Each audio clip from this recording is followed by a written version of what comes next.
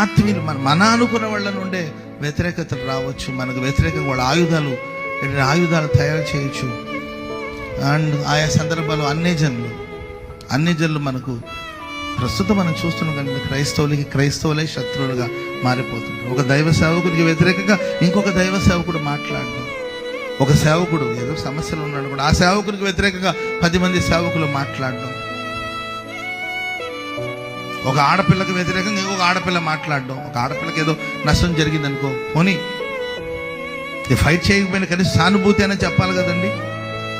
ఒక ఆడపిల్లకి ఏదో జరిగిందండి, రోడ్ల మీద ఏదో జరిగింది, సానుభూతి చెప్పాల్సింది పోయి ఆ టైంలో దానికి ఏం పని అక్కడ అంటారు. అర్థమైందండి? ఆ టైంలో ఎందుకు పోవాలి? అర్థమైందండి? సానుభూతి చూపాల్సిన సమయంలో సానుభూతి చూపకపోగా, సరే ఎవరో వేరేవాడు మాట్లాడారంటే పర్వాలేదండి.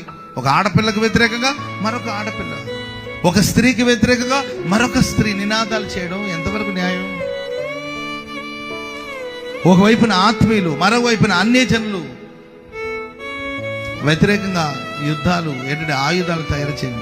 బైబిల్ చెప్తుంది, కృప పొందిన వాడికి వ్యతిరేకంగా వాడు ఆత్మీయుడే కావచ్చు, వాడు అన్యుడే కావచ్చు, వాడు ఎన్ని ఆయుధాలు తయారు చేసినా ఏ ఆయుధాలు వర్ధిల్లనే వర్ధిల్లదు.